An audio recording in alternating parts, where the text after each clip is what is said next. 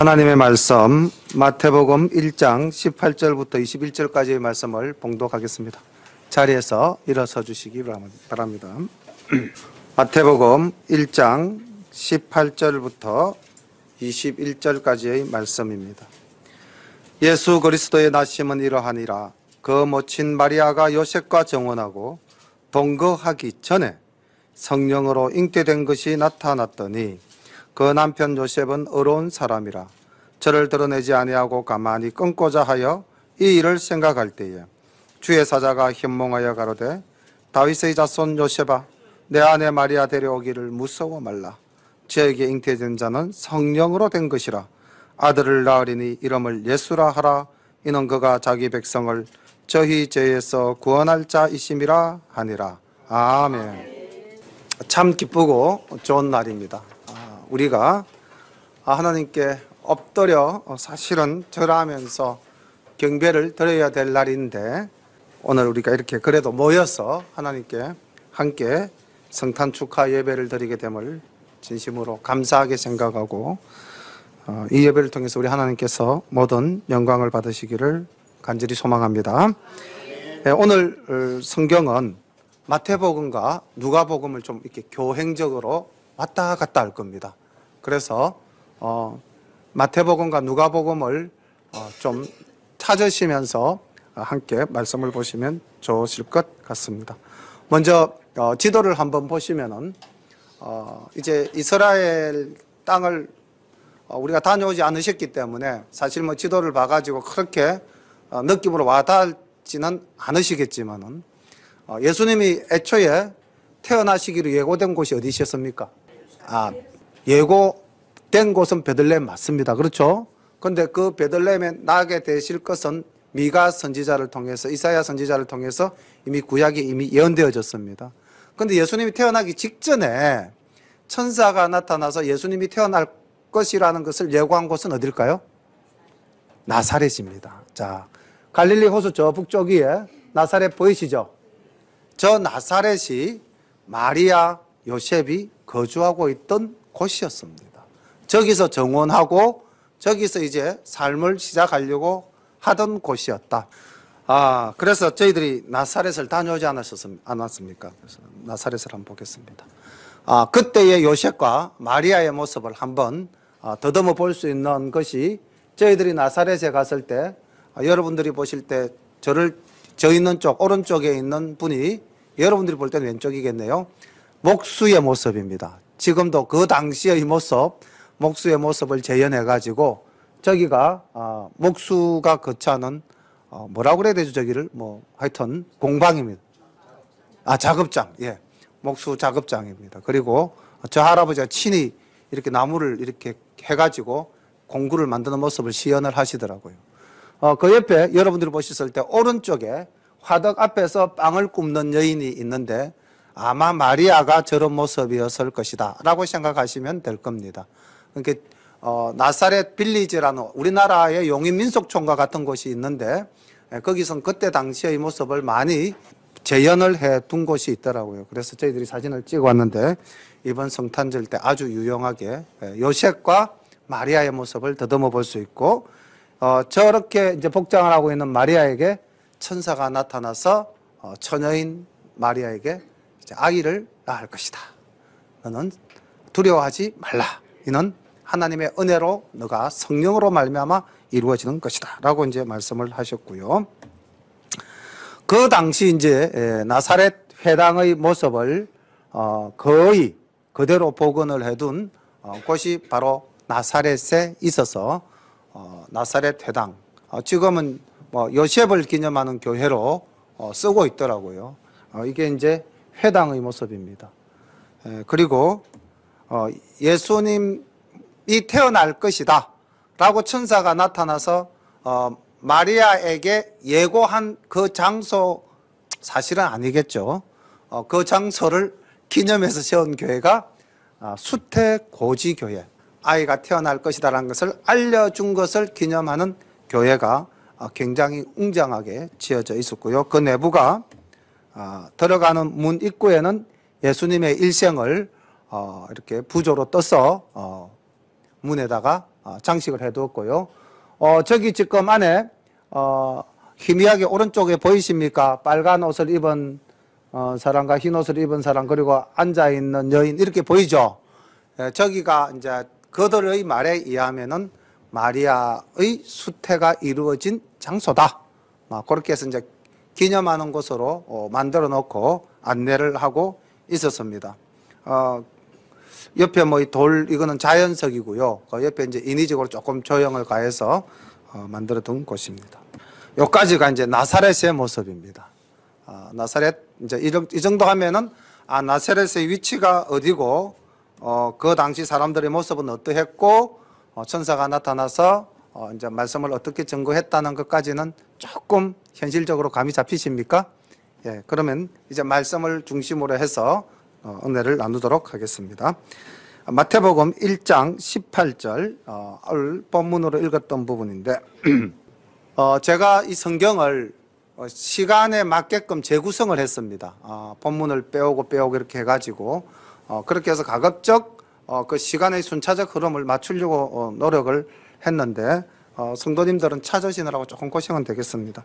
마태복음 1장 2장과 누가복음 1장 2장이니까 미리 그 누가복음을 조금 이렇게 우리 끈 있죠, 그죠? 그걸 넣어서 바로바로 넘어가실 수 있도록, 안 그러면 그 주보를 끼워서 바로바로 넘길 수 있도록 그렇게만 해주시면 되겠습니다.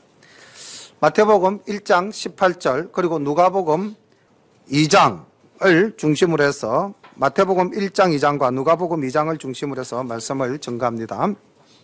1장 18절을 보겠습니다. 예수 그리스도의 나심은 이러하니라.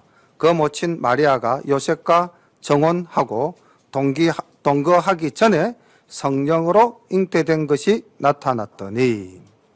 자, 그럼 이 마태복음의 이 간략한 기사는 누가복음 1장 26절로 넘어가면은 조금 더 세부적으로 구체적으로 정리되어져 있습니다. 누가복음 1장 26절로 넘어가겠습니다. 장소는 우리가 살펴본 나사렛이라는 장소입니다. 누가복음 1장 26절. 여섯째 달에 천사 가브리엘이 하나님의 보내심을 받들어 갈릴리 나사렛이란 동네에 가서 다윗의 자손 요셉이라 하는 사람과 정혼한 처녀에게 이르니 그 처녀의 이름은 마리아라. 그에게 들어가 가로되 은혜를 받은 자여 평안할지어다. 주께서 너와 함께 하시도다. 하니 처녀가 그 말을 듣고 놀라 이런 인사가 어쩌민고 생각하며 천사가 일러 가로되 마리아야 무서워 말라. 내가 하나님께 은혜를 얻었느니라. 보라 내가 수태하여 아들을 낳으리니 그 이름을 예수라 하라. 저가 큰 자가 되고 지극히 높으신 이의 아들이라 일컬을 것이요 주 하나님께서 그 조상 다윗의 위를 저에게 주시리니 영원히 야곱의 집에 왕노릇 하실 것이며 그 나라가 무궁하리라. 마리아와 요셉이 정혼, 이제 결혼을 약속한 거죠. 우리나라로 보면 약혼이라고 생각하시면 될 것 같습니다. 약혼하고 이제 1년 후에 결혼을 하게 되는데 그 정혼한 이후에는 서로가 육체적인 관계를 갖지 못하게 되어져 있습니다. 그런데 마리아가 임신을 했어요. 세상이 놀랄 일이죠. 만약에 유대 사회의 전통적인 법을 따른다면 어떻게 해야 되겠습니까? 예, 돌로 쳐서 죽여야 되죠. 그런데 이 일은 육신의 일에서 일어난 것이 아니라 무엇으로 이루어진 일이다? 우리가 이거 신앙 고백하죠. 우리 주 예수 그리스도께서는 무엇으로 잉태하사? 성령으로 잉태하셨습니다. 우리가 이 고백을 해야 됩니다. 믿습니까? 우리 최영도 할아버님 믿습니까? 예, 우리 예수님은 성령으로 잉태하셨습니다. 누가복음에서 보니까 30절에 보면 성령 대신에 이렇게 말씀하고 있습니다. 내가 하나님께 은혜를 얻었느니라. 그러니까 성령을 받는다는 것은 하나님의 은혜입니다. 그런데 놀라운 것은 우리가 오늘 여기서 마리아는 성모입니까? 그건 아니죠. 나중에 말씀드리겠습니다. 마리아는 그냥 인간입니다. 그렇죠? 평범한 사람입니다. 그렇죠? 마리아는 신이 아닙니다. 이것도 우리가 고백을 해야 될 일이죠. 자, 그런데 우리가 이 사람 마리아, 신앙은 어떻습니까? 굉장한 신앙입니다. 상식적으로 생각하면 처녀의 몸인데 천사가 나타나서 네가 지금부터 아이를 가지게 된다. 그럼 아까 말씀하셨다시피 아이를 가지게 된 마리아는 사회적으로 어떻게 됩니까? 돌에 맞아 죽을 여인이 되어버리지 않습니까? 쉽게 말하면 죽음을 담보로 해야 되는 일이죠. 그런데 이 여인이 어떻게 받아들이는지 누가복음 34절부터 37절까지의 말씀을 한번 보겠습니다. 마리아의 믿음과 마리아의 순종을 우리가 말씀을 통해서 한번 보겠습니다. 마리아가 천사에게 말하되 나는 사내를 알지 못하니 어찌 이 일이 있으리이까? 천사가 대답하여 가로되 성령이 내게 임하시고 지극히 높으신 이의 능력이 너를 덮으시리니 이름으로 나실 바 거룩한 자는 하나님의 아들이라 일컬으리라. 보라 내 친족 엘리사벳도 늙어서 아들을 배었느니라. 본래 수태하지 못한다 하더니가 이미 6달이 되었나니 대저 하나님의 모든 말씀은 능치 못하심이 없느니라. 아멘. 마리아가 가로되 주의 계집종이오니 그 다음 밑줄 그시기 바랍니다. 말씀대로 내게 이루어지이다 하매 천사가 떠나가니라. 이 믿음, 이 순종. 예, 조금 전에 말씀드렸지만은 사실 이 고백은 무엇을 담보로 한 것이다? 죽음을 담보로 한 것이죠. 인간적으로는 땅에서 이 사건이 벌어지면은 죽을 수밖에 없는 상황입니다. 그럼에도 불구하고 마리아는 아멘으로 받아들였다는 것입니다. 자, 우리에게 만약에 이런 일이 일어난다면은 우리는 그것을 아멘으로 쉽게 받아들일 수 있겠습니까? 죽을 수도 있는데요. 오늘 우리가 성탄의 의미를 생각하면서 우리가 이 예배를 드릴 때에 신이신 예수님을 우리는 닮을 수는 없잖아요. 우리는 인간이기 때문에 부족하기 때문에 닮으려고 노력은 합니다만은 그러나 같은 인간인 마리아의 믿음과 그 마리아의 순종은 우리의 믿음과 우리의 순종으로 고백할 수 있잖아요. 그렇게 고백할 수 있는 우리 열린 가족 다 되시기를 소망합니다. 자, 다시 마태복음 1장 18절 이후 19절로 넘어가겠습니다. 그 남편 요셉은 어려운 사람이라. 이 일이 일어나고 마리아가 잉태를 한 이유겠죠. 저를 드러내지 아니하고 가만히 끊고자 하여 이 일을 생각할 때에 주의 사자가 현몽하여 가로되 다윗의 자손 요셉아 내 아내 마리아 데려오기를 무서워 말라. 저에게 잉태된 자는 성령으로 된 것이라. 아들을 낳으리니 이름을 예수라 하라. 이는 그가 자기 백성을 저희 죄에서 구원할 자이심이라 하니라. 이 모든 일이 된 것은 주께서 선지자로 하신 말씀을 이루려 하심이니 가라사대 보라 처녀가 잉태하여 아들을 낳을 것이요 그 이름은 임마누엘이라 하리라 하셨으니 이를 번역한즉 하나님이 우리와 함께 계시다 함이라. 요셉이 잠을 깨어 일어나서 주의 사자의 분부대로 행하여 그 아내를 데려와서나 아들을 낳기까지 동침하지 아니하더니 나음의 이름을 예수라 하더라. 아멘. 요셉도 참 대단한 사람입니다. 그렇죠. 마리아의 믿음도 대단한 믿음이지만은 요셉도 사실 자기도 모르게 여인이 잉태를 해서 이제 내가 그 여인을 책임져라. 쉽지 않은 일이죠. 특히 유대 사회에서는 더더구나 어려운 일이었습니다. 그래서 우리가 이 요셉의 어려운 믿음도 우리가 본받을 수 있어야 하겠습니다. 누가복음 아까 1장 30절에도 보면 천사가 고지할 때 뭐라고 이야기를 했냐면 내가 아들을 낳으리니 이름을 예수라 하라 이렇게 이야기했고요.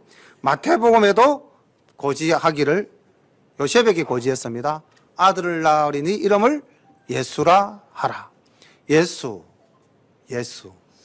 우리말입니까? 히브리어입니까? 히브리어입니다. 예수는 우리말이 아닙니다. 그 히브리어로 좀 더 원어에 가깝게 발음을 하면 어떻게 될까요? 예수가? 예수와 여수와 여호수아 이 다 히브리어로 예수를 말하는 것입니다. 뜻이 뭐죠? 예수? 여호와는 구원이시다 이런 뜻입니다. 그러니까 예수는 우리를 구원하시는 분이시다 이런 의미예요. 그런데 이 예수를 기다리는 이스라엘 백성들은 누구를 기다렸습니까? 메시아를 기다렸죠. 그럼 예수와 메시아는 또 어떻게 다른가? 메시아는 어느 나라 말입니까? 이것도 히브리어입니다. 메시아. 이거는 히브리어입니다. 이 히브리어를 헬라어, 그 당시 그리스어죠. 헬라어로 번역을 하면 크리스토스. 거기서 나온 말이 뭡니까? 그리스도입니다. 그리스도가 우리말로 한자어로 된 것이 뭡니까? 기독입니다. 기독. 그래서 우리가 기독교. 이때 이 기독. 이게 이제 크리스토를 중국식 발음으로 한자음으로 바꾼 게 기독입니다. 자, 이제 그러시면 우리가 예수교, 기독교 할 때 이제 기독교의 의미를 알겠죠? 그럼 기독교라는 말은 그리스도교 이 말이고, 그게 사실 기독교보다는 뭐가 좀 더 맞습니까? 예수교가 사실은 더 본질적으로 맞는 말입니다. 그래서 우리는 예수교 대한장로회죠, 그죠? 기독교 대한장로회도 있거든요. 자, 그럼 이제 예수, 그 다음 메시아, 그리스도, 이건 이제 예수는 히브리어로 여호와는 구원이시다는 뜻이고, 메시아는 그럼 무슨 뜻일까요? 기름을 부음 받은 자, 이런 의미입니다. 그러면 우리가 유대 사회에서 기름 부음을 받은 자는 세 형태의 유형의 사람이 있었습니다. 누굽니까? 왕을 세울 때 기름을 부었죠. 그리고 제사장을 세울 때 기름을 부었습니다. 또 선지자에게 기름을 부었습니다. 그러니까 메시아를 기다렸다는 것은 왕이요 선지자요 대제사장을 기다렸다는 거죠. 그럼 예수님은 이 땅에 뭐로 오셨습니까? 왕이시요 선지자시요 대제사장으로 오셨다는 겁니다. 그래서 이 메시아를 기다렸는데, 이 메시아를 히브리어 메시아를 이제 그리스어 헬라어로 바꾸니까 그리스도가 된 겁니다. 그래서 성경 말씀에 그리스도라는 말씀이 나옵니다. 왜? 예수님 당시는 그 사회가 로마 사회였지만은 언어적으로는 헬라 사회였거든요. 자, 그래서 이 예수님께서는 결국 우리를 죄에서 구원하기 위해서 이 땅에 오셨는데, 메시아의 탄생을 우리가 한 번 더 살펴본다면 이런 의미를 찾아낼 수 있겠습니다. 마태복음 1장 18절에서 20절까지의 내용을 본다면은 예수님의 탄생, 메시아의 탄생은 동정녀 수태의 기적을 통하여 이루어진 일이다. 이건 하나님의 능력으로 이루어진 일이다. 두 번째, 21절과 23절의 말씀을 바탕으로 본다면은 메시아의 탄생은 하나님께서 직접 육신이 되어서 자기 백성을 구원하러 오셨다. 높고 높은 하늘에서 낮고 낮은 이 땅으로 오셨다는 것이죠.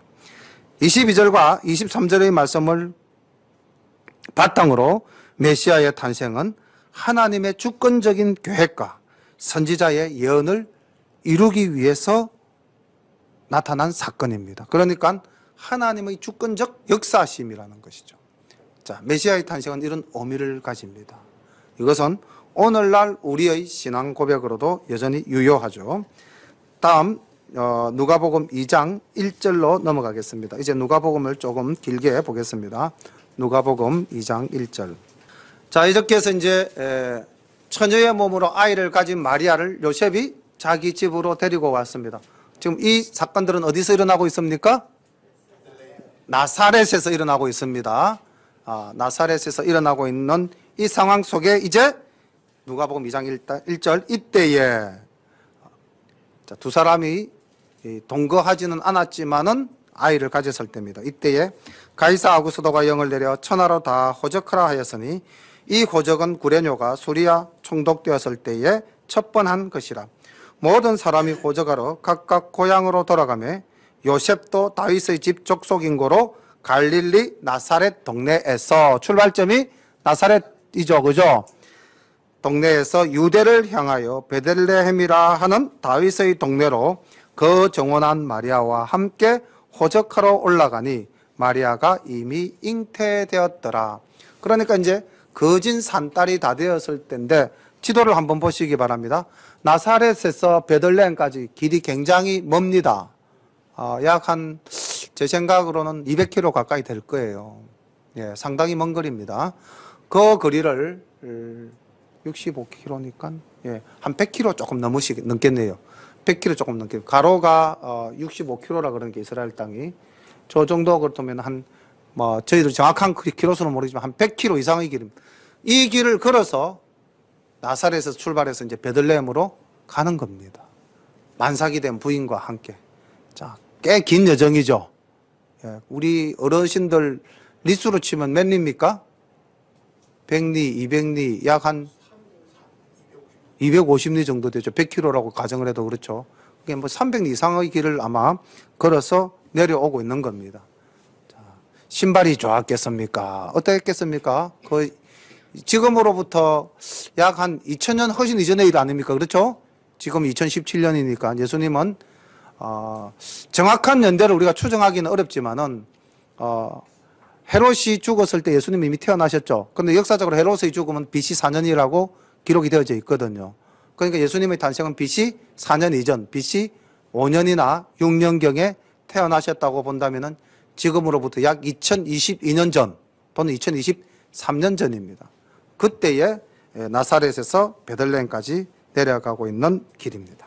6절, 거기 있을 때에 이제 베들레헴 가까이 내려왔을 때에 해산할 날이 차서 맏아들을 낳아 강보로 싸서 구유에 니었으니 이는 사관이 있을 곳이 없음이러라. 자, 여기서 베들레헴이라는 도시는 어떤가 한번 보겠습니다. 여기 이제 베들레헴이라는 도시인데 여러분들이 봤을 때 좌측편에 있는 하얀 건물이 바로 예수님이 탄생했던 마구간이 있던 곳, 그 위에 세운 교회입니다. 예수 탄생 교회입니다. 저기가.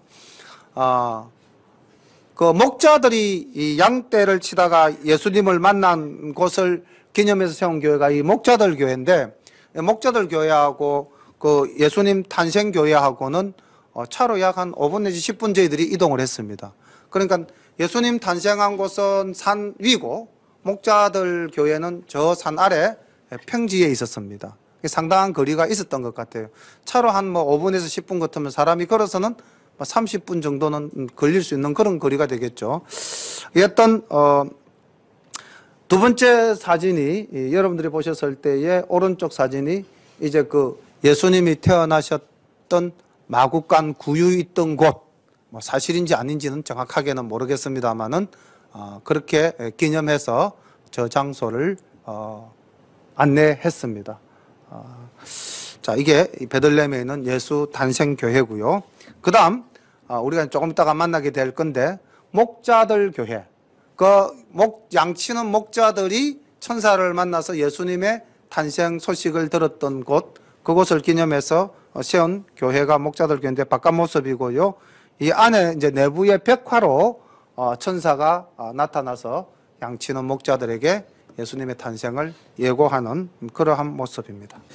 이렇게 해서 또 베들레헴의 모습을 보셨으니까 다시 성경 속 베들레헴으로 돌아가 보겠습니다. 8절부터 보겠습니다. 6절부터 보겠습니다.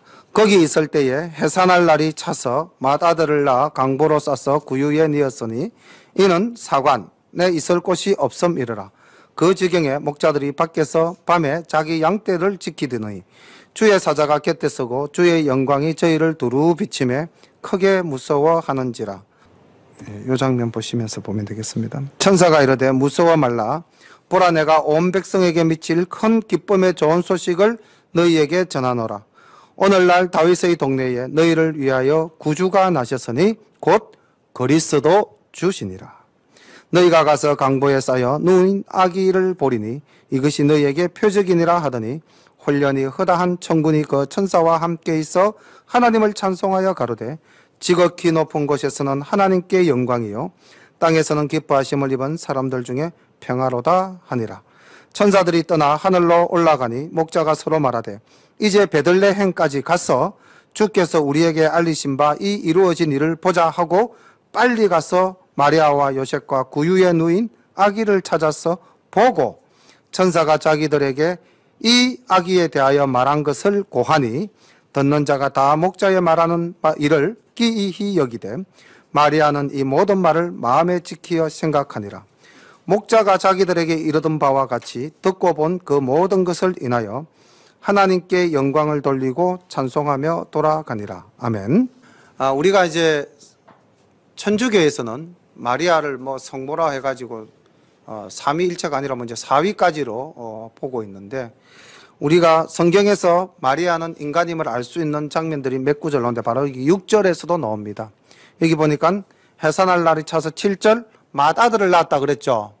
그럼 맏아들을 낳았다는 말은 다른 아이도 있다라는 이야기죠. 예, 그게 누가복음 8장 19절을 보면은 누가복음 8장 19절을 보면 예수의 모친 마리아와 그 동생들이 왔으나 무리를 인하여 가까이 하지 못하니. 그래서 예수님에게는 육신의 형제가 있었습니다. 그 가장 대표적인 인물이 누굽니까? 야고보죠. 예, 그 예루살렘 교회의 수장이었던 야고보. 그리고 유다도 있습니다. 그리고 거기 누이들도 있었습니다.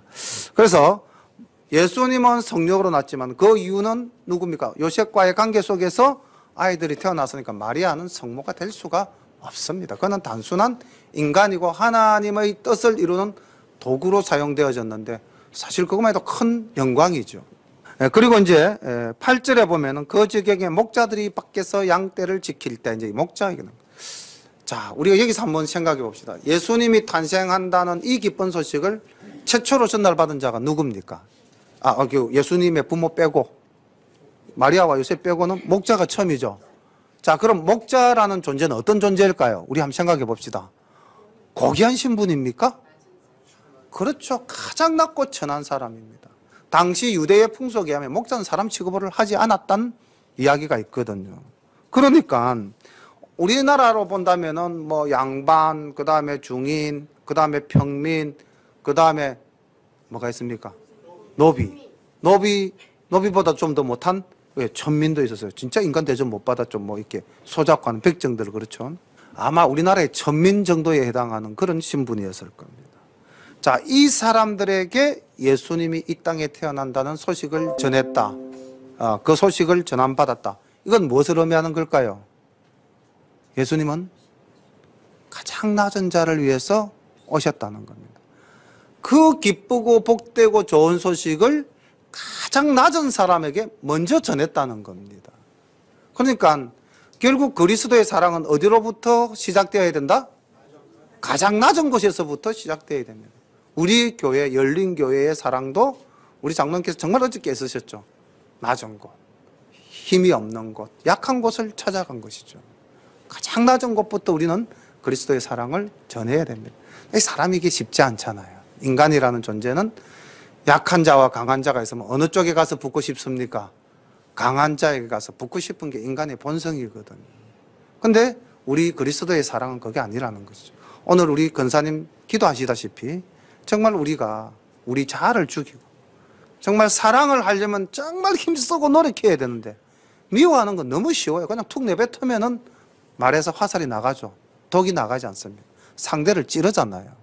근데 상대를 향해서 사랑한다라는 표현을 하려면 얼마나 힘이 듭니까?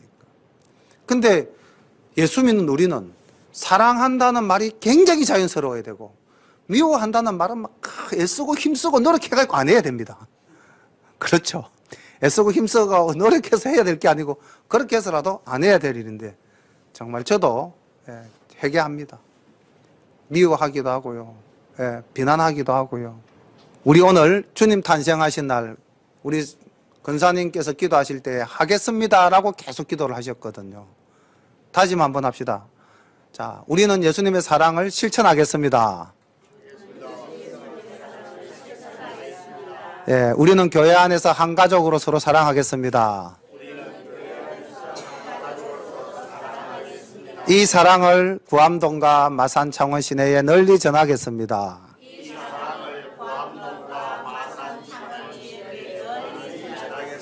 전해야 됩니다. 천사가 전했어요. 이 낮고 낮은 목자들에게. 14절에 보니까 지극히 높은 곳에서는 하나님께 영광이요 땅에서는 기뻐하심을 입은 사람들 중에 평화로다. 자, 여기 기뻐하심이라는 말이 나오고요. 그 다음 10절에 보니까 내가 온 백성에게 미칠 큰 기쁨의 좋은 소식을 너희에게 전한다. 기쁨의 소식입니다. 오늘 저는 예배드리기 전에 어쨌든 우리 장로님께서 선사한 큰 기쁨으로 우리 모두가 웃으면서 예배를 시작했다는 것 정말 하나님 은혜라고 생각을 합니다. 우리 마음에요. 우리 마음이 기쁨이 가득하고 우리가 얼굴에 웃음이 생기면은 우리가 그 마음속에 시기, 질투, 악한 것이 다 없어집니다. 그리고 우리가 웃으면은요, 우리의 마음이 어떻게 됩니까? 평화로워집니다. 여기 오늘 보니까 기뻐하심을 입은 사람들 중에 평화로다. 우리가 어떻게 하면 평화를 누릴 수 있습니까? 답은 간단하죠. 기뻐하면 됩니다. 그럼 우리가 어떻게 하면 기뻐할 수 있습니까? 예수님만 생각하면 그냥 기쁜 거죠. 아닙니까? 예. 그래서 이 기쁨의 소식을 우리가 이제 먼저 받았으니까, 그 다음 우리는 이 기쁨의 삶을 충만하게 살면서 또한 어떻게 해야 되겠습니까? 이 기쁨을 전해야 되겠죠. 나누어야 되겠죠. 마태복음 2장 10절을 좀 있으면 보겠지만은, 저희가 별을 보고 가장 크게 기뻐하고 기뻐하더라. 동방박사도 예수님의 탄생을 기뻐했습니다. 사도 바울은요, 빌립보 교인들을 향해서 이렇게 이야기합니다. 내가 주 안에서 항상 기뻐하라. 내가 다시 말하노니 기뻐하라. 항상 기뻐하라고 바울도 말씀하셨습니다. 우리 사랑하는 열린가족 여러분, 항상 기뻐하시기를 바랍니다. 얼굴에 웃음이 가득하시기를 바랍니다. 예전 교회에서 이런 일이 있었어요. 기뻐하며 노래하세 이렇게 하는데, 기뻐다 구주 오셨네 하는데 얼굴은 전혀 안 기뻐요. 우리 오늘 찬송인도 하는 근사님께서 웃음 가득한 얼굴로 아마 찬송인도 하셨을 겁니다. 늘 기쁨 충만한 찬송을 부르는 우리 열린가족 되시기를 소망합니다. 예. 주님이 오셨다는 것은 기쁜 일이고 기쁜 소식을 우리가 받았다는 겁니다. 그리고 우리에게는 무엇이 생겼다? 평화가 생겼다는 겁니다. 죄와 악에서 우리가 구원받았다는 것입니다. 자, 이렇게 해서 이제 예수님이 탄생하시고 목자들이 경배한 장면, 여기까지는 누가복음을 중심으로 본다면 우리는 이런 것을 알 수 있습니다. 누가가 누가복음을 기록할 때 이 땅에 오신 예수님은 어떤 분으로 오셨다? 그렇죠. 낮고 천한 자의 친구로 오셨다는 것입니다. 위에 계신 나의 친구 예수 그리스도께서 낮고 낮은 땅 위에 가장 천한 자의 친구로 오셨다는 것을 누가는 이야기하고 있습니다. 그래서 동방박사 이야기가 빠졌어요. 근데 마태는 예수님을 어떻게 생각을 했느냐? 누가는 많은 이방인들에게 복음을 전거하면서 예수는 너희들과 같은 이방인 천한 것들 낮은 자들을 위해서 오셨다, 이렇게 이제 말씀을 전거했는데, 마태는 누구를 향해서? 유대인들을 향해서 너희들이 그렇게 기다리고 기다리던 메시아가 아까 뭐라고 그랬죠? 왕, 선지자, 제사장, 그렇죠? 너희가 그렇게 기다리고 기다리던 왕이 오셨다. 마태의 관점은 왕으로 오신 예수님입니다. 그럼 왕으로 오신 예수님을 경배하는 자가 목자가 되어야 되겠습니까? 그래서 마태는 그 기록에 누구를 기록을 했냐면은 동방박사를 기록한 것입니다. 이해가 가십니까? 그래서 성경을 기록한 저자의 관점에 따라서 기록 대상이 달라졌다는 거죠. 이제 마태복음 2장 보겠습니다. 헤롯 왕 때에 예수께서 유대 베들레헴에서 나심에 동방으로부터 박사들이 예루살렘에 이르러 말하되 유대인의 왕으로 나신 이가 어디 계시뇨? 우리가 동방에서 그의 배를 보고 그에게 경배하러 왔노라 하니. 자, 여기서 우리가 동방박사라는 사람들은 어디에 살았던 사람일까요? 동방. 예, 동방에. 예, 오늘날로 친다면 아마 이란 정도, 페르시아입니다. 페르시아. 그 페르시아에서 이제 별을 보고 연구하던, 그러면서 뭔가 페르시아에 성경 말씀이 있었을까요? 없었을까요? 자, 잘 생각해 보십시오. 페르시아에 하나님의 말씀이 있었을까요? 없었을까요? 있었습니다. 왜 있었는지 이해가시죠? 자, 이게 하나님의 크신 뜻이죠. 이스라엘 북이스라엘 망하고 난 다음 남유다가 586년에 망했을 때에 그들은 다 어디로 끌려갑니까? 바벨론으로 끌려갑니다. 바벨론이 어디냐면 지금의 이라크 땅 가까이 갑니다. 그리고 그 바벨론에서 이제 바벨론이 망하고 난 다음에 세워진 나라가 어느 나라입니까? 페르시아죠. 근데 여러분 잘 아시다시피 에스더가 페르시아 황제의 부인이 되지 않습니까? 그렇죠? 다니엘이 페르시아의 총리 대신이 되지 않습니까? 그러니까 이미 페르시아에도 유대인들이 살았고 유대인들이 살았기 때문에 하나님의 말씀이 그곳에도 여전히 있었겠죠. 그 말씀에 영향을 받은 동방 박사. 그럼 동방 페르시아 쪽에서 예수님을 찾아서 경배하러 왔다는 것은 전혀 어색하지가 않죠. 하나님의 말씀이 이미 끝까지 퍼져 있었다는 겁니다. 자, 그들은 별을 보고 예수님을 찾아왔습니다. 조금 이따 우리 동방 박사에 대해서도 이야기를 좀 하겠습니다. 2절, 유대인의 왕으로 나시니가 어디 계시뇨? 자, 동방 박사가 말한 것은 유대인의 왕이라고 지칭을 했습니다. 그렇죠? 유대인의 왕으로 나시니가 어디 계시뇨? 우리가 동방에서 그의 배를 보고 그에게 경배하러 왔노라. 목적도 밝혔습니다. 경배하러 왔다. 헤롯 왕과 온 예루살렘이 듣고 소동한지라. 왕이 모든 대제사장들과 서기관들을 모아 그리스도가 어디서 나겠느냐 물으니 가로되 유대 베들레헴이오니 이는 선지자로서 이렇게 기록된 바 또 유대 땅 베들레헴아 너는 유대 고을 중에 가장 작지 아니하도다. 내게서 한 다스리는 자가 나와서 내 백성 이스라엘의 목자가 되리라 하였음이니이다. 좀 이상하지 않습니까? 우리가 성경을 그냥 읽어 나가지만은 조금만 관심을 가지고 읽으면 이 내용은 굉장히 이상한 구절이 되어버립니다. 어떤 부분이 이상합니까? 제가 말씀을 드리죠. 박사들은 뭘 보고 왕의 탄생을 알았습니까? 별을 보고 왕의 탄생을 알았죠. 그렇죠? 그렇게 해서 예루살렘에 도착해서 왕으로 태어나셨을 테니까 왕으로 나신 예수님을 찾아오셨죠. 별을 보고 왕으로 나신 예수님을 찾아왔습니다. 그런데 그 당시 왕은 누굽니까? 헤롯이죠. 그러니까 헤롯 입장에서는 어떻게 되죠? 유대인의 왕? 난데? 왕으로 나신 이가 있다고? 헤롯은 알았을까요? 몰랐을까요? 몰랐다면 왜 몰랐을까요? 그리고 그 밑에 보니까 제사장과 서기관들은 알았을까요? 몰랐을까요? 알았죠. 조금 전에 그랬잖아요. 왕으로 나신 이가 어디 있느냐 하니까 헤롯이 불러서 모았잖아요. 그러니까 백성 대제사장과 백성의 서기관들을 모아 그리스도가 어디서 나겠느냐라고 물으니 유다 베들레헴이오니 대답했잖아요. 대제사장과 서기관이 예수님이 어디서 나신다는 것을 알았죠. 자, 이건 우리가 조금 역사를 알아야 됩니다. 헤롯은 이스라엘 사람입니까? 아닙니까? 에돔 사람입니다. 이스라엘 유대인이 아닙니다. 정통 유대인이 아니고 에돔 사람입니다. 우리가 신구약 중간사를 이제 공부를 하면은 페르시아의 지배에 있다가 스룹바벨이 이제 귀환하지 않습니까? 귀환하고 난 다음에 그 팔레스타인 지역은 알렉산더에서 정복되었다가 다시 네 개의 제국으로 갈라집니다. 그리고 이제 가장 강했던 세력이 애국과 시리아인데 이때 이제 이 두 세력 사이에 있던 이스라엘이 마카비가 반란을 일으켜서 유다를 독립시킵니다. 독립시켜서 하스몬 왕조를 세웁니다. 그래서 이스라엘 역사에 우리가 북이스라엘 남유다 이후에 다시 순수 이스라엘 역사가 하스몬 왕가에 의해서 재현됩니다.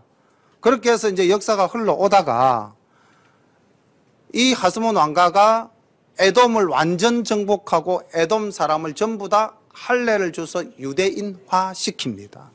이때 헤롯의 아버지가 그 당시 에돔 왕가에서 유대 귀족층으로 편입이 됩니다. 그리고 그 안디바라는 인물인데 안티파테르 안디바라는 인물인데 이 사람이 아들을 낳았는데 그 사람이 바로 헤롯입니다. 영웅의 아들 이런 뜻입니다. 그리고 이 헤롯이 정치적인 술수가 굉장히 뛰어나서 유대 정통 왕가의 공주와 결혼합니다. 결혼을 해서 로마 황제의 신임을 얻어서 그가 그 왕위를 찬탈해 버립니다. 자, 이런 역사가 있었어요. 그렇기 때문에 정통 유대인이 아닌 헤롯은 민족성 콤플렉스를 가지고 있었습니다. 그리고 또 자기는 그 유다의 역사에 대해서 정확하게 알지를 못했습니다. 그래서 헤롯은 유다의 왕으로 오신 이가 어디 있느냐 했을 때 심장이 어떻게 했겠습니까? 내려앉아 버렸겠죠. 다시 말하면 지금 유대인의 왕으로 오신 이는 자기에게 뭐가 됩니까? 정적이 되는 거죠. 정치적인 적 아닙니까? 살려야 될 대상입니까? 죽여야 될 대상입니까? 죽여야 될 대상이죠. 지금 현재 권력은 누가 가지고 있다? 헤롯이 가지고 있습니다. 이 사실을 배경으로 깔면은 이제 이 비후의 내용이 정확하게 이해가 되어질 겁니다. 자, 동방 박사가 와서 물었을 때 헤롯은 몰랐습니다. 그런데 선지자들 아니 죄송합니다. 대제사장들과 서기관들은 알았어요. 알았지만 왜 그들은 예수께 경배하러 가지 않았을까요? 살아있는 권력이 좋거든요. 아까 말했지만 사람은 힘 있는 쪽에 가서 붙고 싶거든요.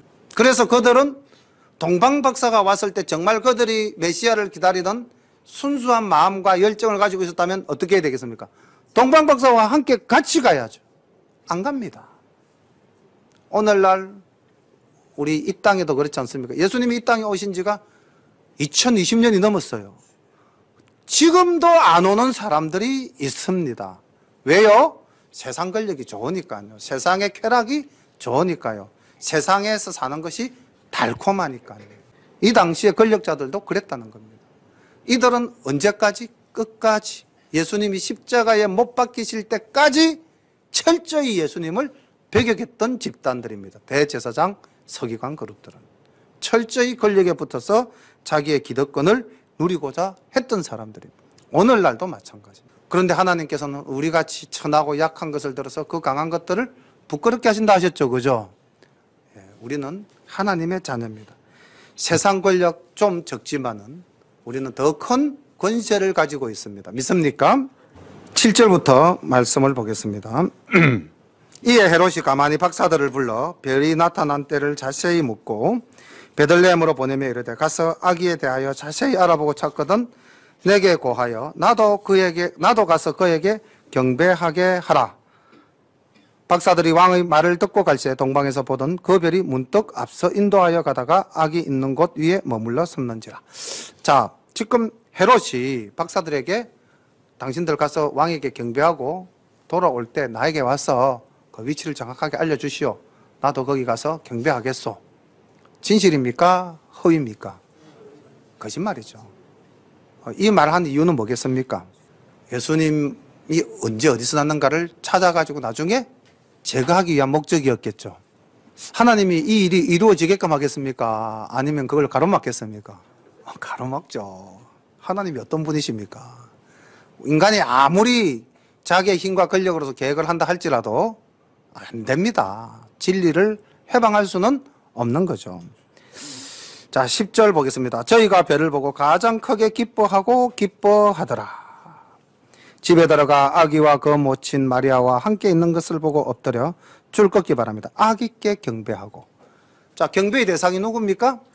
아기께죠. 마리아는 경배의 대상이 절대 아닙니다. 아기께 경배하고 보배합을 열어 황금과 유황과 몰약을 예물로 드리니라. 꿈에 헤롯에게로 돌아가지 말라 지시하심을 받아 다른 길로 고국에 돌아가니라. 우리 여기서 이제 동방박사 한번 생각해 봅시다. 뭐 그냥 우린 또 뭐 동방박사 세 사람 뭐 이렇게 편하게 찬양 드리고 그냥 성경 말씀 보는데 동방박사 한번 생각해 봅시다. 어디서 왔다고 그랬습니까? 페르시아에서. 비행기 타고 왔습니까? 자동차 타고 왔습니까? 배 타고 왔습니까? No. 정답은 걸어서 왔습니다. 낙타 타고는 왔을 수 있겠죠. 걸어서 왔습니다. 얼마나 걸렸을까요? 최소한 6개월 이상 걸렸을 겁니다. 그렇겠죠? 예. 제가 지리적으로 좀 더 명확한 지식을 갖고 있으면 몇 킬로미터 딱 말씀을 드릴 건데 상당한 거리를 아마 한 6개월 이상 걸려서 찾아왔을 겁니다. 걸었어. 그런데 그들에게 나타난 징조는 단 하나였습니다. 뭡니까? 별이었습니다. 별 하나 보고 찾아온 것입니다. 목자들은 누구를 만났습니까? 천사를 만났죠. 근데 동방박사는 천사들이 나타났다는 이야기는 없습니다. 목자들은 같은 베들레헴 땅 안에 있는 사람들이었어요. 그래서 뭐 한 30분 정도입니다. 걸어서 6개월입니다. 자, 동방박사의 믿음이 어떤 믿음입니까? 안 보고도 믿는 믿음입니다. 별 하나 보고 믿는 믿음입니다. 우리도 이 믿음을 가져야 할 것입니다. 그 다음 그들이 그 먼 길을 찾아와서 아기 예수께 경배하러 왔다고 고백했죠. 예루살렘에 도착했을 때. 그렇지 않았습니까? 그리고 베들레헴에 와서 아기를 보고 경배하지 않았습니까? 그들은 굉장히 건면하고 헌신적인 신앙을 가진 분들이었습니다. 그 먼 길을 걸어서 와서 아기 예수를 경배하겠다고 한 건면하고 헌신적인 신앙을 볼 수가 있고요. 그 다음 그들은 오더라도 또 그냥 안 왔습니다. 왕으로 오신 이에게 뭘 가지고 왔습니까? 황금과 유향과 몰약을 가지고 왔습니다. 가장 온전한 예물로 경배하는, 예배드리는 그러한 신앙을 가진 자였습니다. 그리고요, 꿈에 그들에게 천사들이 나타나서 이제 헤롯에게 가지 말라 지시했죠. 근데 그 이전에 우리가 헤롯을 만났을 때는 헤롯은 뭐라고 그랬습니까? 돌아와서 나에게 알려다오 이렇게 이야기했죠. 그럼 솔직히 약간의 갈등은 있을 수 있습니까? 없습니까? 있을 수 있죠. 그런데 인간보다는 무엇을 더 중시했다? 하나님을 중시했다는 거죠. 끝까지 하나님의 말씀에 순종하는 믿음을 가졌습니다. 다른 길로 돌아갔다는 거죠. 동방박사가 우리에게 주는 교훈들입니다. 우리도 이 동방박사의 믿음을 가져야 하겠습니다. 오늘 우리가 이 예배를 드리러 올 때 정말로 먼 길을 걸어서 오신 분도 있고 아픈 몸을 이끌고 오신 분도 계시고 우리 주 예수 그리스도의 탄생을 축하하기 위해서 예물을 들고 정말 믿음으로 오신 우리 성도님들 동방박사와 같은 복을 받아 누리시기를 바랍니다. 이들에게 주어진 선물이 기쁨이었습니다. 10절에 보니까 저희가 배를 보고 가장 크게 기뻐하고 기뻐하더라. 그래서 오늘 이 성탄절은 정말 기쁜 날이에요. 자, 누가복음 2장으로 다시 돌아갑니다. 이제 예수님이 태어나시고 난 이후의 일을 조금만 살펴보도록 하겠습니다. 말씀을 여기서 그냥 끊을까요? 이제 태어나신 것까지 다 봤는데 조금만 더 보겠습니다. 누가복음 2장 21절 할례할 8일이 되매 그 이름을 예수라 하니 곧 수태하기 전에 천사의 일컬은 바르라. 모세의 법대로 결례의 날이 참에 아기를 데리고 예루살렘에 올라가니 이는 주의 율법에 쓴 바 첫 해에 처음 난 남자마다 주의 거룩한 자라 하리라 한 대로 아기를 죽게 드리고 또 주의 율법에 말씀하신 대로 비둘기 한 쌍이나 혹 어린 방구들로 제사하려 함이더라. 자, 이제 예수님이 태어나셔서 베들레헴에 태어나셔가지고 8일 동안 머무르시다가 그 머무르시는 사이에 아마 제 생각에는 동방박사가 다녀간 것 같고요. 그리고 이제 8일이 되니까 예루살렘에 올라가서 그 당시 모세의 법대로 유대의 이 법대로 예수님을 할례하고 그 다음 첫 아들을 바치면서 정결례의 의식을 치르는데 사실 예수님은 이렇게 하실 필요가 있습니까? 없습니까?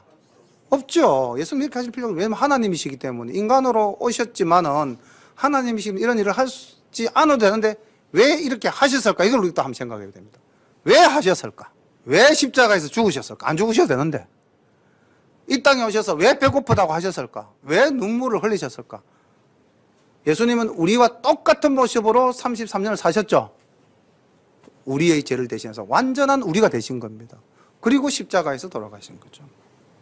예수님은 흠이 없지만은 그 규례를 따르신 것은 율법 아래에 있는 우리들을 속량하시기 위해서 친히 인간의 모든 것을 친히 경험하셨다는 것입니다. 갈라디아서 4장 4절부터 5절까지의 말씀을 보면 이런 바울의 신앙 고백이 나타납니다. 때가 참에 하나님이 그 아들을 보내사 여자에게 나게 하시고 율법 아래 나게 하신 것은 율법 아래 있는 자들을 속량하시고 우리로 아들의 명분을 얻게 하려 하심이라. 결국 결론이 뭡니까? 우리로 하여금 하나님의 아들이 되게 하기 위해서 예수님께서 친히 인간적 삶을 다 사셨다는 겁니다. 그리고 이제 여기서는 참고로 우리가 그 레위기적 말씀을 본다면 여인의 정결례 때 드리는 예물이 그 자기 사는 형편에 따라서 넉넉한 사람은 뭐로 바쳤습니까? 양으로, 어린 양으로 바쳤습니다. 어린 양으로 바쳤는데 예수님은 지금 뭘 바치죠? 비둘기를 바치죠. 그래서 우리가 이 내용을 볼 때 아까 요셉과 마리아의 삶은 그렇게 넉넉하지 못했다. 야, 예수님이 왕으로 안 오신 거는 그렇다 좀 치고 좀 사는 집에 오셔야 되는데 예수님은 사는 것도 억수로 못 사는 집으로 오셨습니다.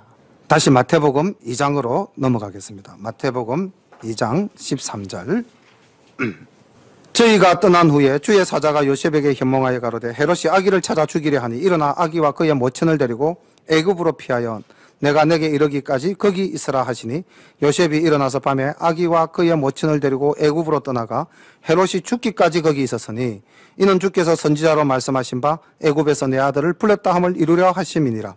이에 헤롯이 박사들에게 쏘은 줄 알고 심히 노하여 사람들을 보내어 베들레헴과 그 모든 지경에 있는 사내 아이들을 박사들에게 자세히 알아본 그때를 표준하여 2살부터 그 아래로 다 죽이니 이는 이에 선지자 예레미야로 말씀하신 바 라마에서 슬퍼하며 크게 통곡하는 소리가 들리니 라헬이 그 자식을 위하여 애곡하는 것이라.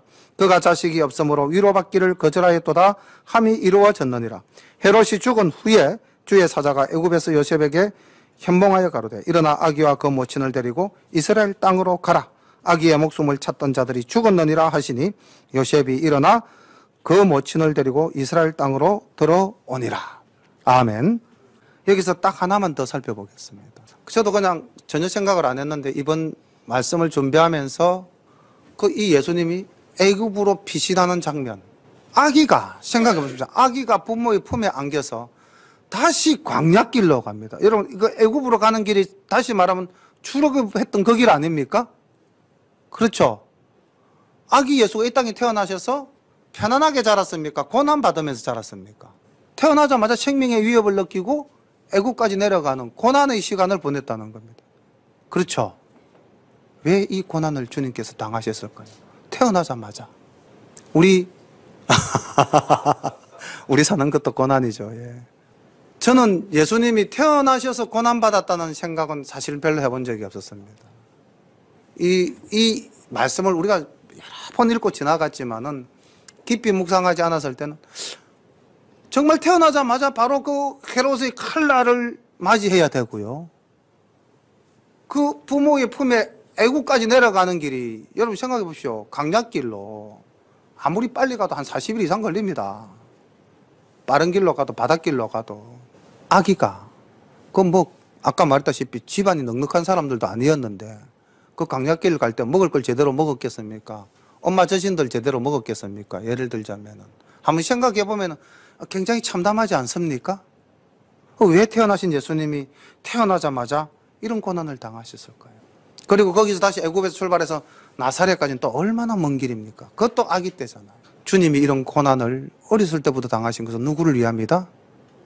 우리를 위함입니다.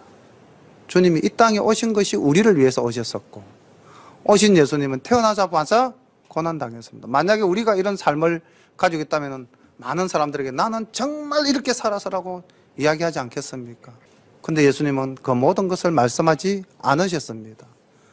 빌라도 법정에서 채찍을 당하실 때도 아무 말씀 없이 묵묵히 맞으셨습니다. 십자가상에 달리실 때도 우리 예수님은 아무 말씀 없이 다 이루었다 하시고 우리를 위해서 돌아가신 분이십니다. 예수님은 이런 분이십니다. 하나님이시지만은 이 땅에 많은 사람이 메시아로 왕으로 기다리신 분이시지만은 그분은 낮고 낮은 곳에 천한 아기로 태어나셔가지고 온갖 고난을 친히 몸소 당하신 분입니다. 성탄의 기쁨도 있지만은 이 주님이 당하신 고난도 생각하면서 우리가 더욱더 주님의 은혜에 감사하는 거룩한 성탄절 되시기를 소망합니다. 기도드리겠습니다. 사랑의 아버지 하나님, 주님이 오신 발자취를 더듬으면서 또 주님이 태어나신 곳들을 자료로 보면서 우리가 더욱더 이 땅에 오신 주님을 현실적으로, 역사적으로, 사실적으로 인식하고 믿음을 고백합니다. 하나님께서 인간으로 이 땅에 오셔서 온갖 고난 다 당하시고 우리를 죄에서 구속해 주신 그 큰 사랑 감사드립니다. 이 기쁜 소식을 우리가 온 세상 전할 수 있도록 하옵시고 우리가 이 기쁜 소식을 듣고 늘 기쁨에 충만한 삶을 살아가는 저희들 되게 하옵소서. 오늘 이 성탄의 거룩한 날 하나님 이 땅에서 들려 올리는 모든 찬송과 모든 예배를 받으시고 하나님 지극히 높은 곳에서는 영광이 되며 또 기뻐하심을 입은 저희들에게는 평화가 되는 놀라운 역사가 주님 오시는 그날까지 영원히 계속되도록 인도하옵소서. 예수님의 이름으로 감사하며 기도드립니다. 아멘.